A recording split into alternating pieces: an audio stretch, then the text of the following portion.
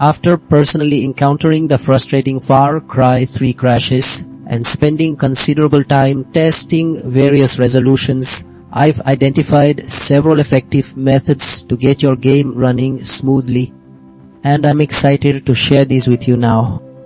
This video is the definitive guide to fix Far Cry 3 Intel Hybrid CPU crash and one launch bug, providing solutions that truly work. First, we tackle driver optimization, because drivers are essentially the instruction manuals for your computer's parts, like your graphics card and Intel Hybrid CPU. When these instructions are outdated or corrupted, your game gets confused, leading to crashes and refusal to launch. Updating them ensures all components communicate correctly with Far Cry 3. Next, we focus on game file integrity. Think of a game as a huge puzzle. If even one piece is missing or damaged, the whole picture can't form and the game simply won't start.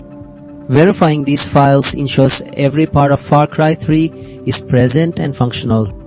Then we move to compatibility adjustments. Older games sometimes struggle with newer operating systems or hardware. Changing compatibility settings helps the game adapt to your modern system, making it believe it's running in an environment it understands, thus preventing launch failures. Finally, system configuration is key. Your computer needs clear resources and proper settings to run demanding titles.